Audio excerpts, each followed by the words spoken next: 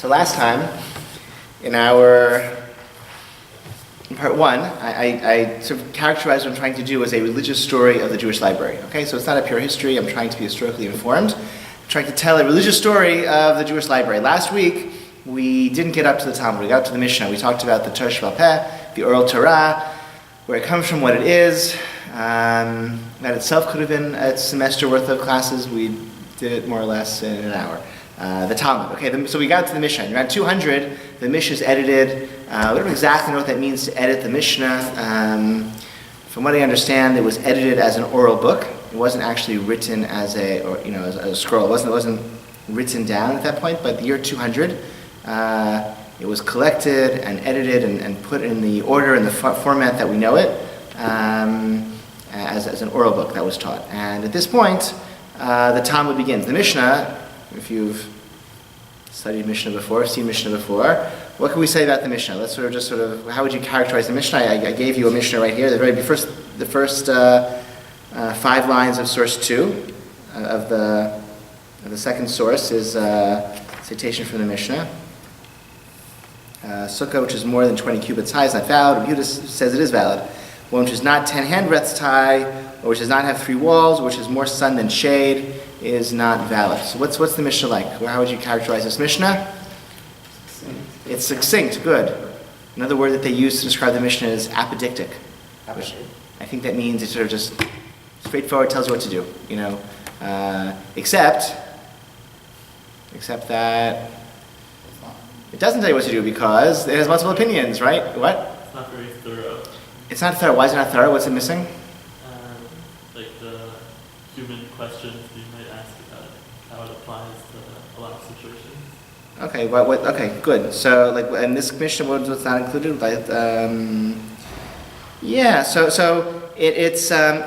It's hard to live according to the Mishnah because it has multiple opinions. You don't know who's right. Here in this Mishnah, we have 2 opinions. Often, also, excluded middles, right? The Mishnah will say this is case A and that's case B, but what about case C, D, and E, which are sort of in between? How do we know what the halakha is in cases like that? What's 3 walls? What's 3 walls? Definitions, right? It uses terms that aren't clear, right? And in fact, right, it says here the Mishnah here in this second source says that a sukkah has to have 3 walls. If you build a sukkah, you know that actually the halakha is at the end of the process of the rabbinic period, we end up with it has to have 2 walls, and the third wall should be a little bit. So the Mishnah sort of leaves it lends itself to question. What other questions would we ask? This was our Mishnah. What other readers have come up with questions about this Mishnah? Again, sukkah which is more than 20 cubits high is not valid. Rabbi Yehuda says it is valid. One which is not 10 handbreadths high, or which does not have 3 walls, which is more sun than shade, is not valid. What other questions? Would you? Yes, show him. What is a sukkah? Oh, good. So this is actually that's very good. That's very important. This is the first Mishnah. This is the first Mishnah in Masechet Sukkah. So you might think that it would start with sort of basic concepts. There's a holiday. It's called Sukkot. And here's one of the there's a mitzvah of this holiday. You have to live in a sukkah. Okay, and here's what a sukkah is. Right? Doesn't just says. It assumes you know what a sukkah is. It assumes you know that when you have to live in it, and just jumps right in. Here's some rules for what a valid sukkah is. It starts in media res. It begins right in the beginning. David, did you raise your hand? Oh, sorry. Okay. Sorry. Okay. Other questions you would ask about this Mishnah? Just a buzz. What's the reasoning behind all these opinions? Yeah. Why? Why is a really tall sukkah or really short sukkah invalid? Exactly. It also Exactly. says more sun than shade, but it doesn't discuss the issue of what you put on top of it. Good. So we know that it has to have more. Right. More sun than shade is invalid. It has to have more shade than sun to have a kosher roof. But what else? What if it's again, if you want to jump ahead, to what we're using our knowledge of celebrating Sukkot, we know that if it's too sturdy a roof, that's also invalid, right? It can't be, if it rains and water won't drip through, that's invalid also. So, but it's less to be more shade than sun. So, how do we? What's kosher materials? Yeah, a lot of other. This is not the only Mishnah in the Masechet. So there are other Mishnayot. Some of these questions are answered in the Mishnah itself, but just the specific topics that this Mishnah introduces and speaks about, a lot is left unanswered. And what I would have told you, based on sort of my time in traditional yeshivot, is that, and not a traditional yeshiva, but all the yeshivas that I was in, I would have told you that in the centuries following the Mishnah, these types of questions were discussed and debated in the Talmudic academies, and the end product was the Gemara, was the Talmud. That's more or less the traditional opinion. Rav Shira Gaon is one of the famous people who kind of formulated this theory. Somebody sent him a letter in, I forget his years, he's like in the 900s, I believe. Somebody sent him a letter from somewhere in the West. What is the Talmud? Where did it come from? How was it written? And he wrote back and said, more or less what I just told you. There's the Mishnah, and then people debated the Mishnah, asked the kinds of questions that we just generated right. And that's actually, right, by the way, if you study Mishnah, that's a good thing to do. You read the Mishnah, let's come up with a list of questions, and then when you read the Gemara, you'll see it addresses those questions. And again, of Shira Gaon and the sort of traditional understanding is the Gemara is sort of like, the minutes of a several hundred-year conversation that took place around the Mishnah. Very relatively recently, I've been exposed to and sort of did a little bit of reading. I was aware of the academic understanding of the origins of the Talmud, but I hadn't actually. That being said, I recently read part of David Weiss Livni's *The Formation of the Babylonian Talmud*, which is a book about how the Talmud coalesced and came to be, and he presents in a very clear, succinct way, which was very helpful to me, sort of an alternative theory, and here's what he presents. The period, let me just sort of go back a little bit, okay. We talked last week, I think, maybe we didn't say it explicitly, the rabbis, the scholars, the chachamim, up until the Mishnah, they're known as Tanaim, right? Those first generations of sages of the rabbinic period, the classic rabbinic period. Tanaim are people like, you may have heard of, such people you may have heard of as Rabbi Akiva, and Rabbi Meir, and Rabbi Yehuda, and those folks who come up, in the Passover Seder. Those are Rabbi Shimon, those are Tanaim. That period ends with the codification, the editing of the Mishnah around the year 200. And the rabbis who are taking part in the debates about the Mishnah, those are called Amoraim, and they live in it for several hundred years following the period of the Tanaim.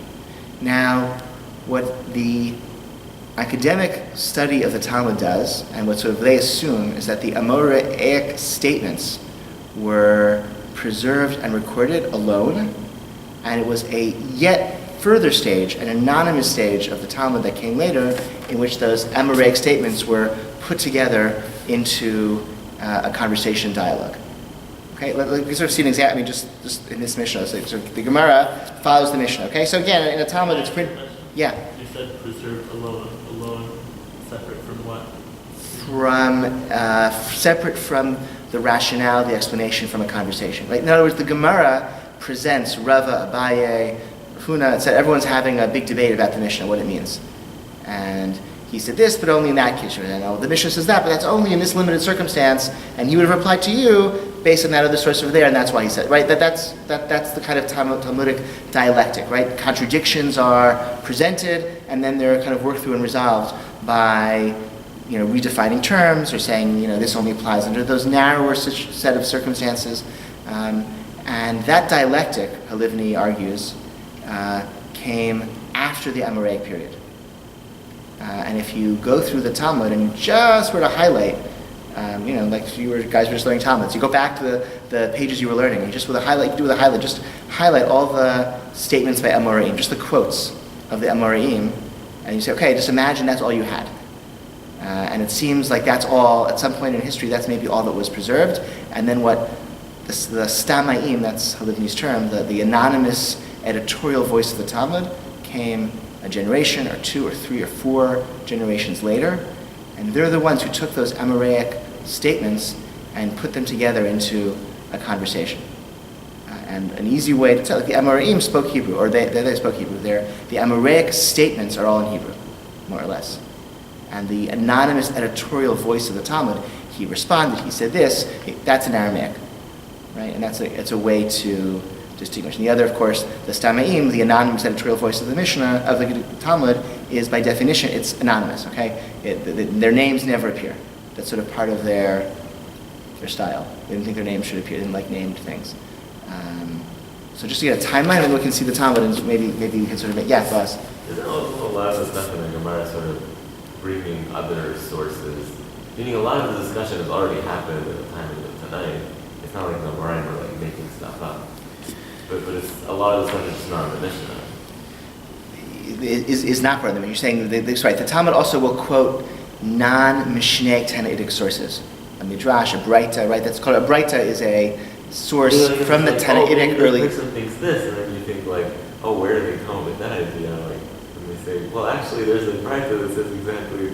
What Okay, so I'll say two things. One, the work of quoting a Breita, again, just to define terms, a Breita is from the earlier stage, that earlier period, the Tanaitic stage of the classic rabbinic period, but not in the Mishnah.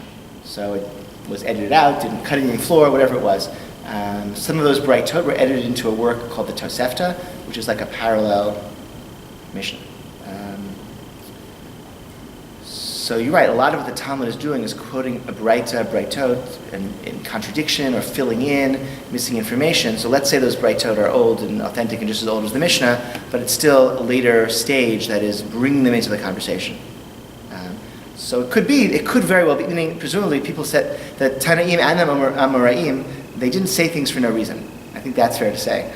But what the Talmud is doing is reconstructing that's also how Livni sort of, with the radicalism of what he's saying, that they're reconstructing the rationales of those earlier stages rather than just preserving a record of a conversation. We read it, it sounds like we're like a fly in the wall in the Beit Midrash, like recording all this like great debate. That debate is a literary device created hundreds of years later, and Livni thinks sometimes like they come up with forced answers or unconvincing answers, which he thinks suggests that they were just doing the best they could to reconstruct rationales that they just didn't know because it was so many years later. So let's give it a timeline, and then we can see an example. Maybe that'll make more sense. Okay, I think so. I also think it's fascinating that given how many years I spent in yeshiva, it wasn't not like that long, but whatever. I spent a number of years in yeshiva. I spent a lot of hours studying Talmud, and I never actually like read and comprehend a book like a Livni's or even an article sort of like here's what we think of how the Talmud came to be. And part of that is because this it's been relatively recently that he's actually formulated, digested, kind of distilled his theory into like book form.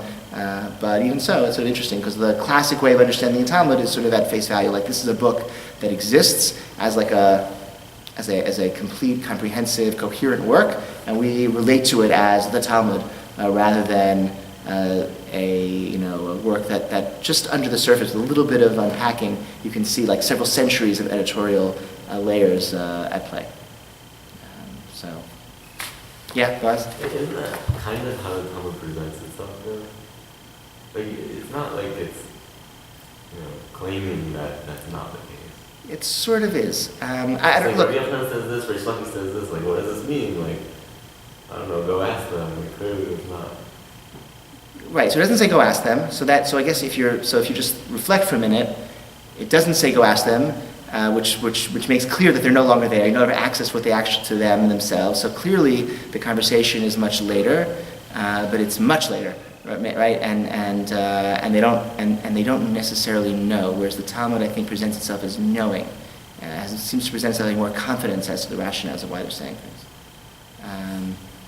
I encourage you could actually read like the first 2 chapters of this book where he kind of lays it out. The rest of it is like examples or proofs. So it won't take you that long, and you can find it convincing or not. The dates 200, like I said, the editing of the Mishnah. The year 200 to 450, that's the Amoraic period. So Amoraim, that second stage of the classic rabbinic period, those are people like, such famous people you may have heard of, such as Rabbi Yochanan, and Reish Lakish, and Rav, and Shmuel, and Rav Chisda, and Rav Nachman, folks like that.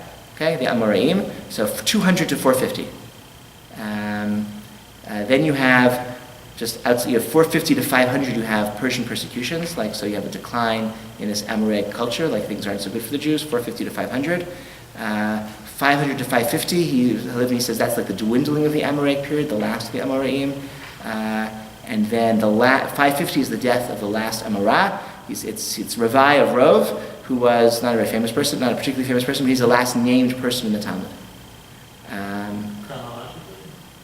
chronologically. Yeah.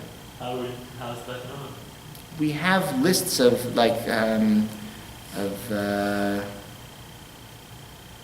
we have from the Gaonim lists of Sidrei Hadorot, which list who was a student of whom, etc.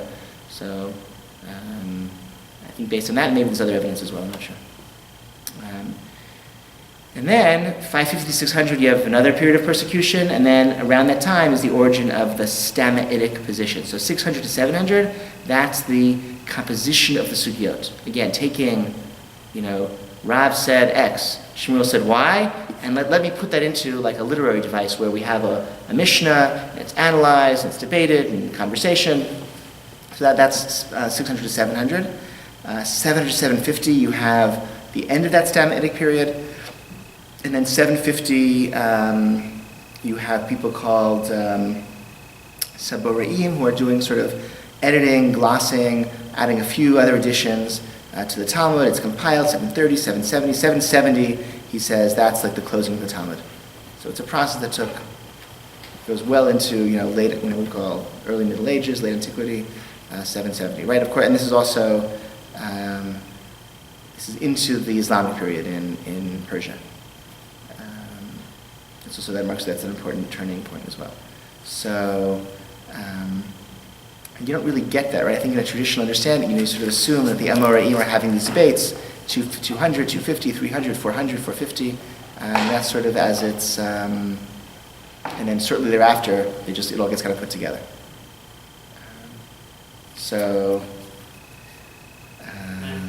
Yeah. How spread out were the Jews at the time of Talmud's finish? That's a good question. So, this also happened, there was a similar process in the land of Israel. That produces what's called the Palestinian Talmud or the Jerusalem Talmud. I think the academies that produced the Jerusalem, they were not in Jerusalem, there were no Jews, and very few Jews in Jerusalem. They were in the Galil, Tiberias, I think is where the Jews lived around then.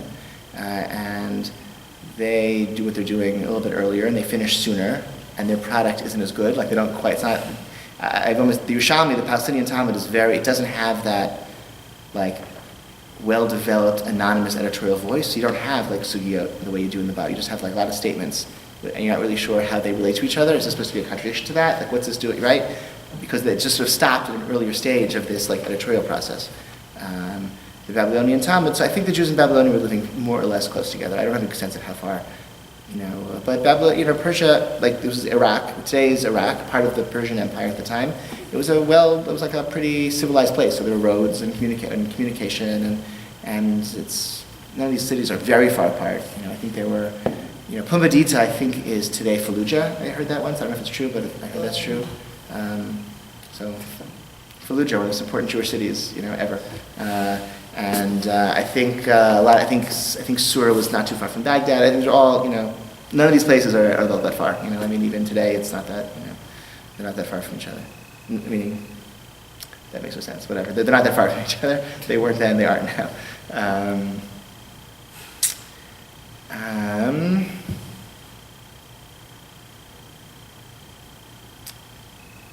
Okay. I think that's all I'm going to say right now about the Talmud. There's a lot more. This could also be a semester, right? You could do a semester university. How did the Talmud come to be? I'm just sort of telling a story.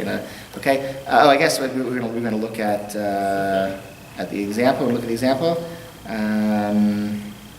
Let's do it just so we get a sense again, just reminders of what is Talmud, how does it work. This is actually very long. This is a great little sugya, all about, it's great to learn, I guess Sukkot time, but again it starts, Tana Hatam Mavoy Shehu Gavoa Me'esrim Amah Yimat. Rabbi Yehuda Omer Eino Tzarich, Ma'ishna Gabi Sukkah Tatani Psula, Ma'ishna Gabi Mavoy Tatani Tekanta. Sukkah Dirai Tatani Psula, Mavoy Drabanan Tani Tekanta. Okay, so that's sort of the question is asked. There's no Amora, by the way. This is an Aramaic question, and it's actually it's a little bit of a tangent, but the other theory is that some of these first opening pages of certain Masechtot, and Daf Yomi we're doing Kedusha now, which is a classic example of that. You sometimes have half a page, or sometimes 4 or 5 pages without any Amoraim mentioned. You have entire, weird, it says this here, it says that there, why this language, why that language, and I think a theory is that these were the opening lectures at these Talmudic academies. They invited all the, the general population to come to hear the famous Talmudic scholars give these lectures, and that's what people liked. They liked, little verbal wordplay and showing off how much you knew, and that's why we have these sort of odd. So this opens with like here in Sukkah it says if it's too big it's puzzle, it's invalid. A Sukkah that's too tall, no good. Whereas if a mavui, your basically eruv, sort of barrier on your courtyard, that if it's too big you just make it smaller. So it's a very similar dispute with the Chachamim, the anonymous voice of the Mishnah, and versus Rabbi Yehuda, who's more lenient. But there it says just make it smaller, and here it says it's no good. So why? And the answer is, well, Sukkah is a biblical mitzvah, so if you don't do it right, it's no good. Whereas Mavui is a rabbinic institution, so we're not quite as severe in our language, and so we say if you do it wrong, you make it small. That's the opening question. And then it gives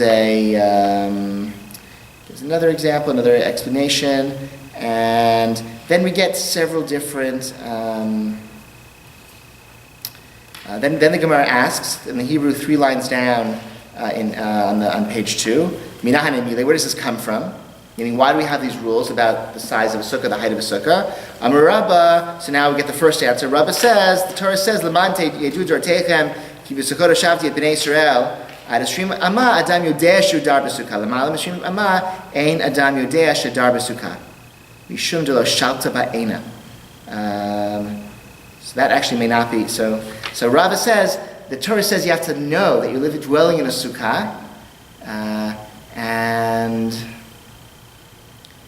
up until 20 cubits high, you know you're living in the sukkah. If it's more than 20 cubits high, you don't know you're living in the sukkah. Then you switch to Aramaic. This could be a later glass. Mishum delo shalta be'aina. That's Aramaic. So presumably that's not what Rabba said, because Rabba's statement was in Hebrew. We switched to Aramaic, and now we have, which means it's a later gloss on Rabba's statement. Like, why don't you know you're sitting in a sukkah if it's really tall? Because you can't see. Like, you're sort of looking up, you don't really tell. You can't see the ceiling that's so high. 20 amot is like 30 feet. That's pretty tall. Okay, it's a pretty big sukkah. Rabbi Zera, that's the next answer. Amar mihacha. No, it's actually from here. It's from Yeshayahu. The sukkah tiyah l'tzel yomam michorev michorev. Adas shrimama adam yoshev b'tzel sukkah. L'mal mishrimama ein adam yoshev b'tzel sukkah ela b'tzel defanot. So Rabbi Zera gives a different answer. If you're the whole point that Isaiah says you should be sitting under the sukkah as a source of shade, and if you're in a conventionally sized sukkah, you are sitting under the shade of its schach, of the roof. If you are in a super tall sukkah, you are sitting in the shade of its walls. Right? You get the math? Most of the time, except for at noon or whatever, right?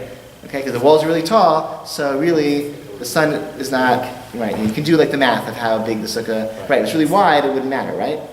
But technically it's actually very small if you do the math that requires this height-wise to make a shadow. Say it again? Small? What do you mean small? The amount of height that you need on a wall to make a shadow is not very high. So 20 feet or 30 feet is definitely going to make it so that it's a wall shadow, not. Right, exactly. For most of the day, absolutely. Which is what Rabbi Zera was saying. Indeed. Right, exactly. What? Great argument. It's a great argument. Okay, good. And then the next one. Okay. What about the mehacha? Is that Aramaic? That is Aramaic. Yeah, that's not. Would you say that's not actually said by Rabbi Zera? Amar mehacha. Yeah, no, exactly. Meaning, Rabbi Zera made the drasha. Rabbi Zera, quoted. Let's say this. Look, I don't really know, but I just, Rabbi Zera said, here's this pasuk in Yeshayahu that says that an important part of the sukkah experience is being in the shade of the sukkah. And now I understand why the Mishnah limits the height of the walls of the sukkah. Because if it's too high, you're not in the shade of the sukkah. But Rabbi Zera wasn't necessarily responding to Rabbah. And then we have here, the Gemara says, Amar le Abaye. Abaye responds to Rabbi Zera, or to Rabbah. Abaye was not necessarily responding to Rabbah or Rabbi Zera. It's a third statement that the Gemara is putting into conversation as though they're having a debate, when they weren't necessarily having a debate. They both were each teaching these statements about the Mishnah. El miata hoseh sukkah starot karnaim hachinami do havi sukkah. I think Ashrot Karnaim, it's a valley, right? So you can't. The shade would be of the mountains. Hachinami do havi sukkah. Amalei hatam dal Ashrot Karnaim ikat sel sukkah. Hacha dal devanot leikat sel sukkah. The difference is, if you could imagine the mountain, the valley not being there, you would be under the shade of the sukkah. So that's all the back and forth that seems to be contrived by the Gemara, by the anonymous voice of the, although here it, and then Rabbi gives a different answer. The Sukkot Teshu Shivat Yamim, live in a sukkah for 7 days. Amrat Torah Kol Shivat Yamim Tzei Midirat Keva V'Shev Midirat Arai. Adashim Amah Adama said you're Tadirat Arai. L'Malam Yashim Amah In Adama said you're Tadirat Arai. If it's too tall, it's like a permanent building. The sukkah is supposed to be a temporary building. Eladirat Keva. Okay, Amalei Abaye, but again Abaye here is brought as the one who's giving contradictions. Amalei Miyatza Oseh Mechitzot Shel Barzel V'Sikacha Gaban Hachinami Delo Havi Sukkah. So what if you have an iron frame and you put a schach on it? That shouldn't work according to you, because you think it has to be temporary. So he says, "Hachkaminu lach ad eshrim amadam de adam said yirat jirat arai ki avid le jirat keva nami nafik l'malami eshrim amad. De adam said yirat jirat keva ki avid le jirat arai nami lo nafik." So it's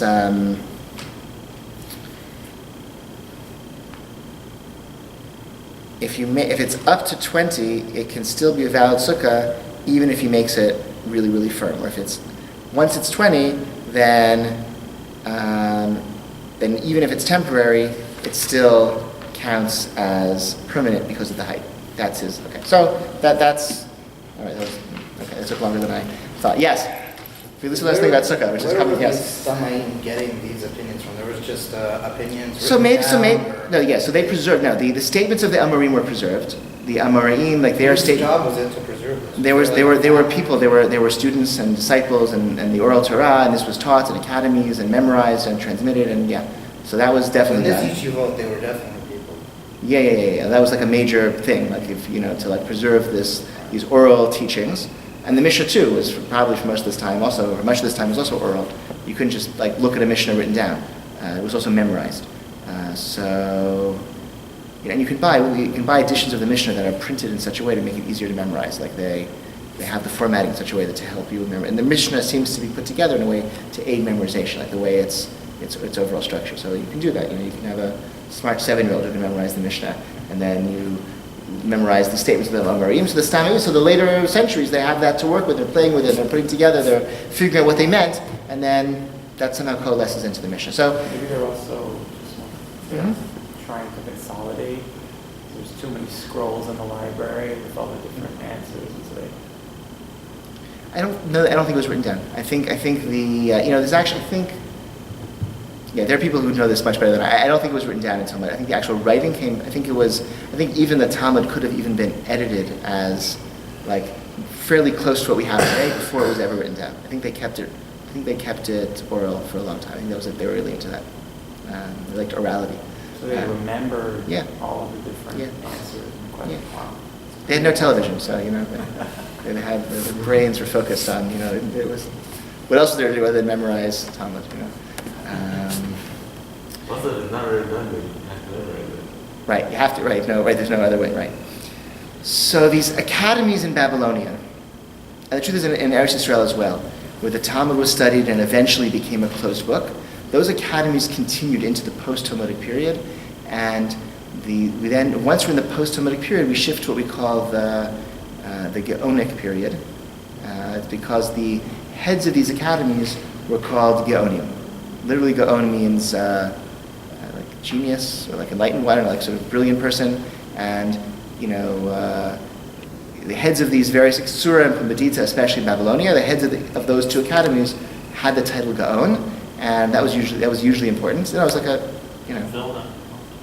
So I had a teacher, Rabbi Sakha, once commented that really today we're living in the Gaonic period, because every famous rabbi, when they write his name, they call Rav, Chassid Gaon, and so there are like hundreds and hundreds of Gaonim today, whereas in the classic Gaonic period there are only like 2 or 4 Gaonim in any given generation, right? The heads of those specific academies. So the Gaonim, they finish the process of editing the Talmud, of fixing its wording, and they lead the Jewish people halachically. Just sort of to point out what's happening out, right? The year, whatever, Muhammad is in the year 6 something, and the Arab conquest of the Mediterranean and Persia is in the 600s and 700s, right? So you have these Muslim armies from Arabia going, first of all, to the east and conquering Persia, which is where the Babylonian Jewish community lived. That the Amoraim were very Persian in their culture, and that's like, again, this whole area of Talmudic scholarship. This is a new area of Talmudic scholarship. The Babylonian Talmud, there's a book my friend Shai Sekunda wrote called the Iranian Talmud, sort of the Babylonian Talmud, because the culture was really not Babylonian, it was really Iranian, Persian. The Arabs conquer Persia and the West. They conquer the southern Mediterranean, North Africa, all the way to Morocco, into Spain. They go into France, and 744, they're stopped by Charles Martel at the Battle of Tours, and dooming Europe to several hundred years of ignorance and bloodshed and barbarity.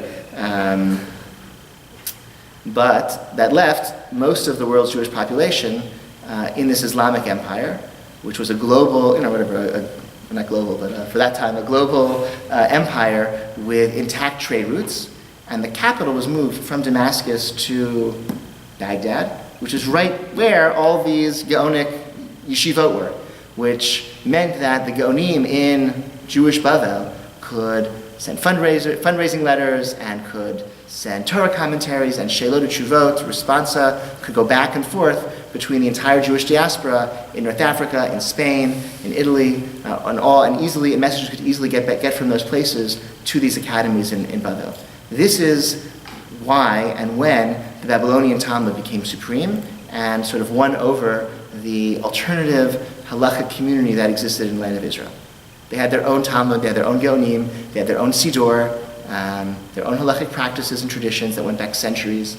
And up until 1000, 1100, you have communities in Egypt, in Eretz Israel, that follow the halachic traditions of the land of Israel. Over time, they're completely overwhelmed by Babylonia and the Babylonian Talmud. The Talmud would be in the Babylonian Talmud.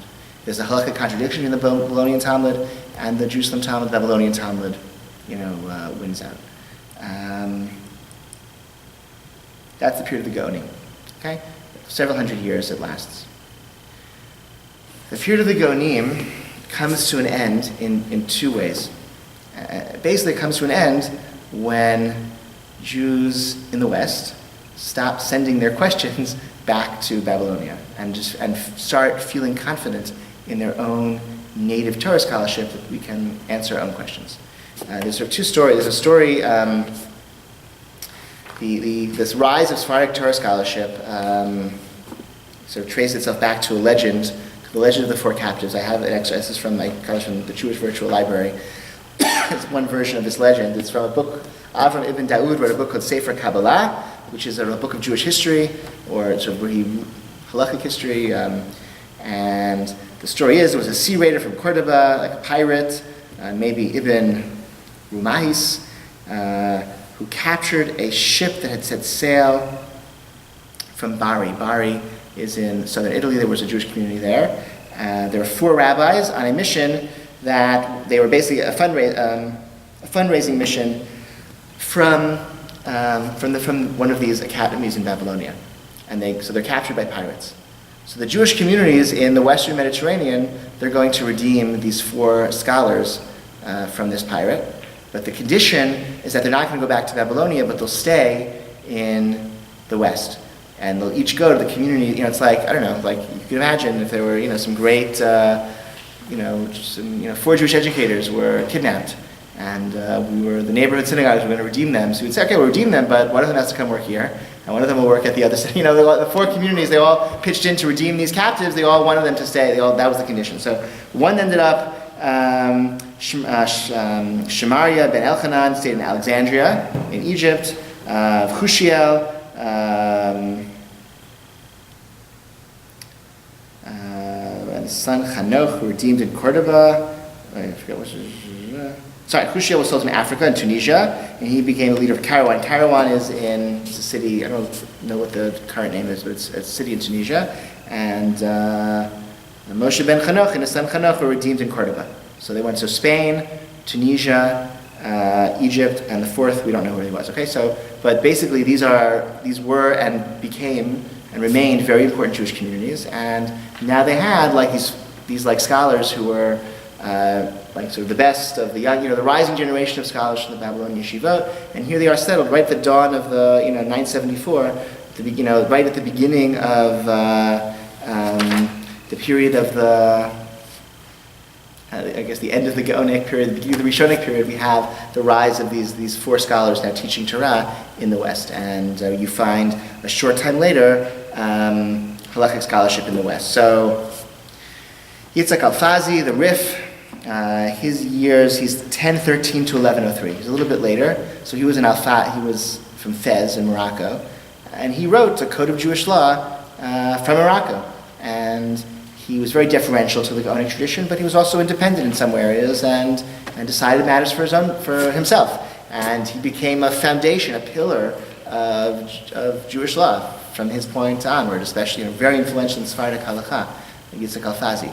So he's like a generation after the story of the four captives, and he felt confident writing a code of Jewish law based in Morocco in the West rather than being deferential.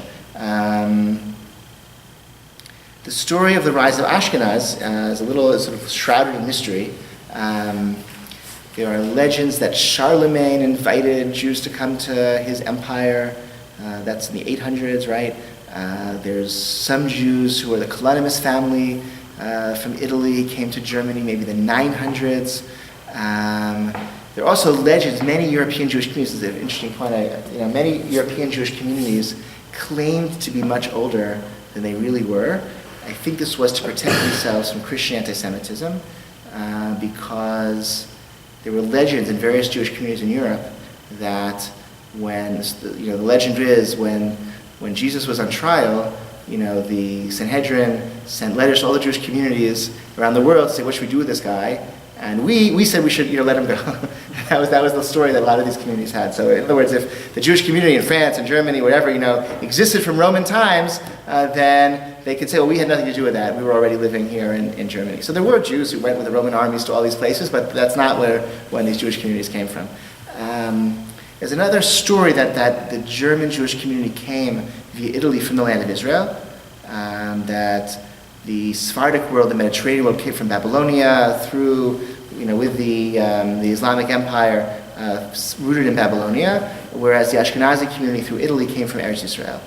The evidence of that is our liturgy is different, the Ashkenazi liturgy is different from what you would expect to find, what the Talmud suggests the liturgy should be, in ways that correspond with what we know is how they prayed in Eretz Yisrael. It seems that our piyut tradition, the liturgical poetry we say, comes from Eretz Yisrael, and so that's one theory that was very popular in the academy.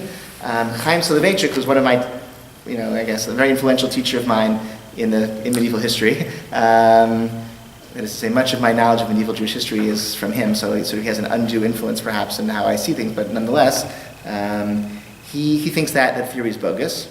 And outside of liturgy and some small areas, peripheral areas of Jewish law and Jewish practice, Ashkenazi Jewry is also firmly Babylonian. And in this book, which he recently published, he presents a theory which is kind of wild for the origins of Ashkenaz.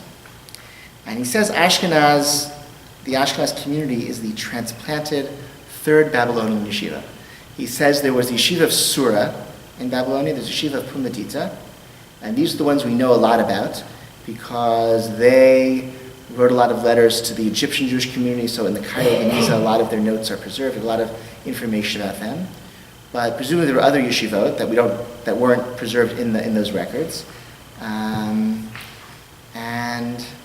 he suggests that a third Babylonian yeshiva left Persia, left Babylonia, and moved to Germany in the 900s. Why did they do that? Because they were upset at the sort of modernization, acculturation of the Persian Jewish community under the influence of Arabic culture. As Islamic civilization came into Persia, they brought with them linguistics and philosophy, and the Jewish community throughout the Islamic world became very sophisticated. Philosophically, think of Rav Sadia Gaon, big rationalist, had a very important position in the Jewish community in Babylon. He's appointed Gaon from Egypt, comes to Babylon, he's appointed Gaon. A big rationalist, very interesting thinker. And the Gonim start writing books with their names. They start writing books and authoring books with like authors, which goes against the entire tradition of we're the Stama, like being descendants of the Stamaim who don't put our names to anything. And the sense was that this was just sort of like Judaism was in danger from this sort of the Arabic civilization was so enticing and so advanced and was leading to so much philosophical sophistication amongst the Persian Jews that we had to get up and leave and go to Ashkenaz, which was not, at the time, this was in the period of the Emperor Otto, I think, Ottonian Germany. It wasn't so bad there, and there they could preserve, this authentic, Talmudic tradition and carry on. Evidence that he has to support that. I mean, it's very, very, what do you call it? Tenuous? I was going to say, what's the word when you? I was going to say it's slightly. I think the word. I was going to say farfetched. If you can say tenuous, farfetched. I was going to say something a little bit nicer, which I can't think of. But there's a line in the Star Trek film where Dr. Spock makes some sort of estimate, and he says, "Well, I estimated," and someone says, well, his estimation is is better than most people's calculations, something like that. So I feel like, Soloveitchik's, conjecture is better than most people. So at the very dawn of the Ashkenazi Jewish community, we find them writing commentaries on the entirety of the Talmud that that make use of a total fluency and facility with Babylonian Aramaic, in a way that they didn't necessarily have in all the lands in other Jewish communities. I think about Rashi will sometimes say, he's explaining a word, he'll say Ketar Gomo. Like this word, I'll just look at the Aramaic translation, and that's what this word means. He gets it right, assuming that his readership is fluent in Aramaic. And even before Rashi, like the earliest we have called Perish Magenza, which is some sort of parish that came from Mainz around the school of, attributed to the time and location of Rabbeinu Gershom, very, very early, and they somehow knew enough, like they could write a commentary on the entire time. The Talmud, if you don't have someone teaching it to you, or you don't have a commentary like Rashi's, which Rashi didn't have, right? You can't just learn Talmud on your own because it assumes a lot of knowledge.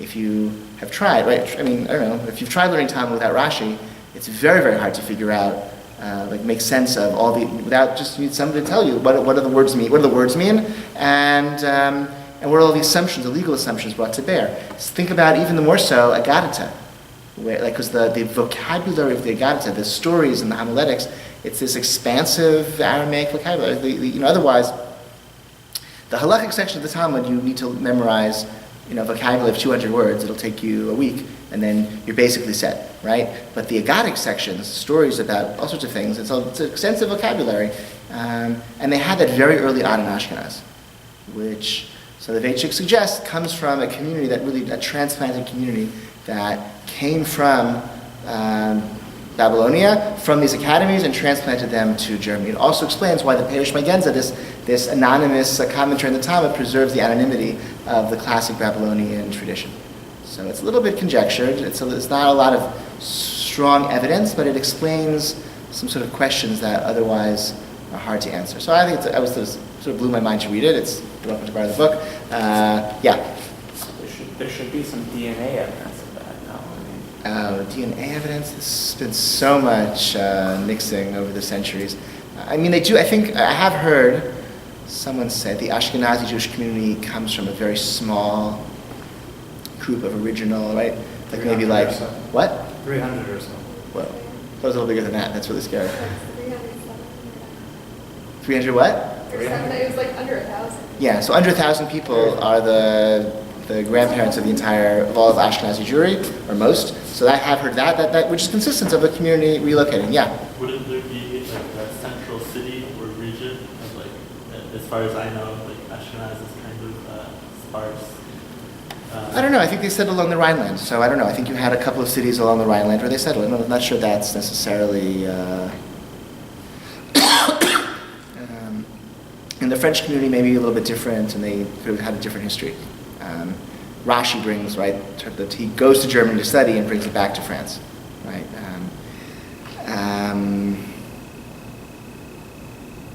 So it doesn't mean though that But this distinction between France and Germany is sort of more of a modern. But Jewishly, I think it seemed to be a little bit different in that, politically they were different. Meaning, at the time of Rashi, they had different political jurisdictions, and I think halakha culture was also a little bit different. The halakha was a little bit different also. Oh, the other thing that he's, the Jewish community, the Ashkenazi community, like we have the Perush Magenza, they studied Masechtot that weren't studied in Surah and Medita. We have the curriculum of Surah and Medita. There are Masechtot that were not studied in those yeshivot, like Nazir, and things that are called the strange Masechtot Meshunot, the unusual Masechtot. They weren't studied in Surah and Medita for whatever reason, which means they underwent a slightly different editorial process, which means they have different forms, different vocabulary than the standard Masechtot. They were studied in Ashkenaz, which again suggests this is like a rival to Surah and Medita, which felt confident to study and write commentaries in Masechtot that weren't studied in Surah and Medita, except they didn't write a commentary, they didn't study Avodah Zarah. Who's they? Ashkenaz did not study Avodah Zarah until the time of Rashi.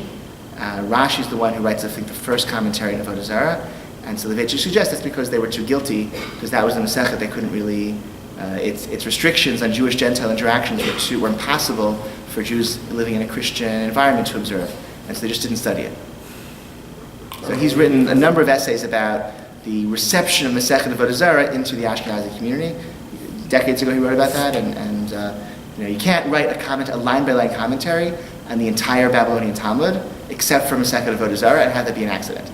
That's his line. It's a great line. or maybe they were self-censoring because a lot of it deals with like Christianity. Self-censoring, they were worried about studying it in public because the Christians would overhear them, or he thinks they were just guilty because since they weren't following its restrictions, and so they didn't study it. Who's they? Ashkenaz. Perush Magenza. Oh, Perush Magenza it doesn't exist on Avodah Zarah, correct. Is that the... That's about it. That's considered to be a collective effort, yeah.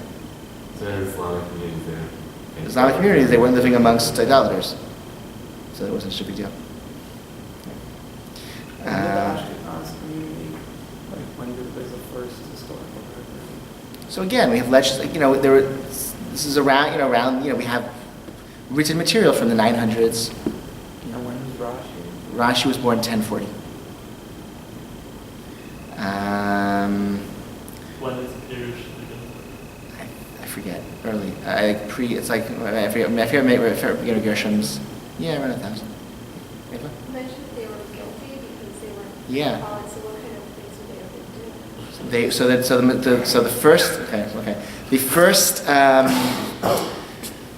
The first Mishnah in Masechet Avodah Zarah says you can't do business with idol worshippers 3 days before, 3 days after their holidays.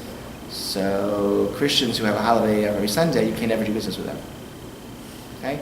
It says you can't. There's a lot of restrictions on wine that's been touched by a Gentile or carried by a Gentile, and there's a question when in the wine-making process that prohibition kicks in. Like you can have your grapes, that's fine, but once you stomp on the grapes, is that okay? Or when you open the valve and start straining the juice out of when exactly did it start? And they were not necessarily so careful about that, and they couldn't, because wine, first of all, Jews were heavily, Soloveitchik wrote 2 books about this, Jews in the winemaking business. Wine was a major commercial product in the Middle Ages. It was a very important beverage. People couldn't drink water. Water wasn't safe to drink in the medieval period, so people either drank wine or beer as a beverage for hydration. And Jews, for religious purposes, had to make their own wine. And so I think Jews may have been some of the ones who brought wine to Europe. Grapes they're from the Middle East, the Near East. To grow grapes in France is not so easy, but Jews had to do it in order to have Kiddush, and so maybe Jews brought wine to France and the Rhineland to Germany, but they had to have Gentile workers to help them in various stages, and they also traded in wine, so they had to take Gentile wine as payment for debts and etc. All of this is heavily problematic in Masechet Avodah Zarah. There were workarounds were found, and halachic leniencies developed over time. But it seems for some early period this was just ignored, or the Masechet was ignored, and they did what they did.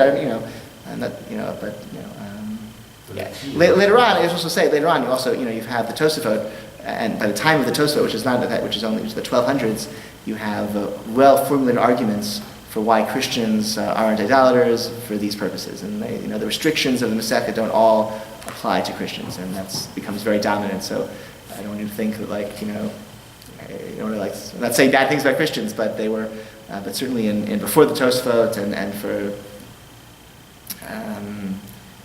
many in the sort of classic halakha, Christianity was understood to be idolaters because of the belief in the incarnation and the belief in the Trinity. Okay. Let me say two more things, and then I think all of section 5 will be pushed off till next week, okay? Rashi writes a line-by-line commentary on the entire Talmud. Oh, here's my Rashi joke. Who's the first person who studied Chumash with Rashi?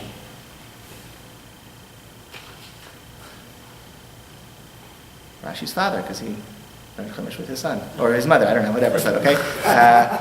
Okay, so Rashi writes, Rashi writes a line-by-line commentary on the Talmud.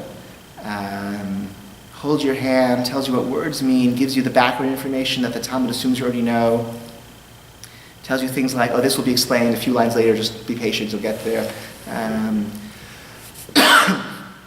There had been commentaries written on the Talmud before Rashi. There were also commentaries on the Talmud written after Rashi in places where Rashi's commentary hadn't yet reached. But once Rashi's commentary on the Talmud reached a Jewish community, they stopped writing or studying any other commentary on the Talmud. And no other Rashi-style commentary on the Talmud was written from his time,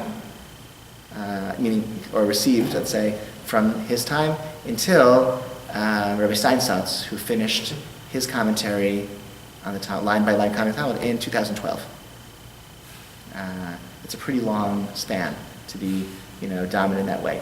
Rashi enables the Talmud to be studied without having a master teacher be there in the room with you telling you what it means.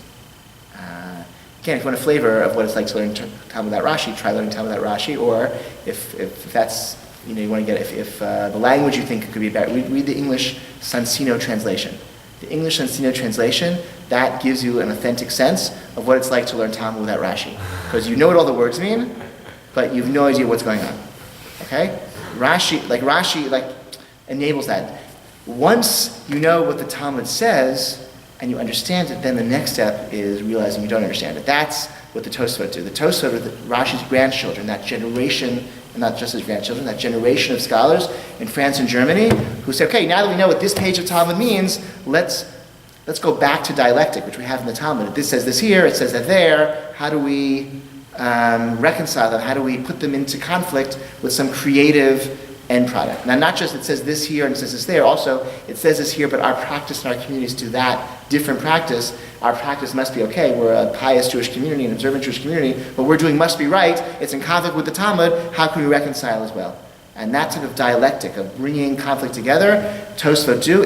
Rashi is that first step, because you have to know what the Talmud says in order to go to the next step of bringing it into dialogue, seeing it globally, where every piece of Talmud can be in dialogue and debate with every other piece of Talmud. That's the Tosafist revolution. Yes? What methodology did Steinsaltz commit to his great project? Line by line, translating the Talmud into modern Hebrew. So much scholarship through the ages to his time. His commentary is very much based on Rashi, and very much based on just sort of plain sense meaning. I remember, my first year in yeshiva, it was a yeshiva that really focused. I'm sorry? The use of English and Hebrew. He doesn't use it. No. There have been English editions of his Talmud, but he didn't do any of that. He wrote a translation to modern Hebrew with guidance. That's what he did himself.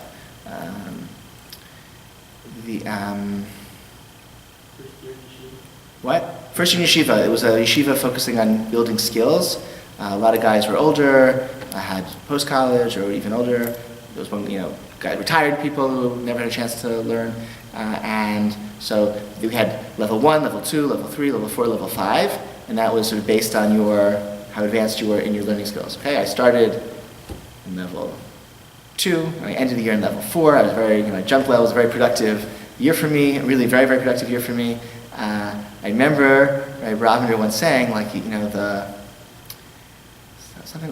as between level 1, level 2, as you progress, you get more adept and quicker at being able to understand a page of Talmud, and you're like, oh, okay, now it takes me less time. I have to look up fewer words in the dictionary. I have to, I've seen this flow of argument before, this structure of a sugya. I've seen it before. I can figure out how it all fits together, how the argument is flowing. It takes me less time. And then he said, but as you get more advanced, it takes you more time again, because then you realize, then you're adding in more commentaries, and you realize, oh, actually, what seemed very simple is really not, or seemed somewhat simple is really a whole other level of analysis. Rabbi said, yeah, the guys come out of level 1, level 2, and they're they come out of their shiur, they go to lunch, and they're happy, they're talking, wow, it's great, we understand with the Gemara, fantastic. And the guys come out of level 5 shiur, and they're oh my gosh, I have no idea what's going on, it's so confusing.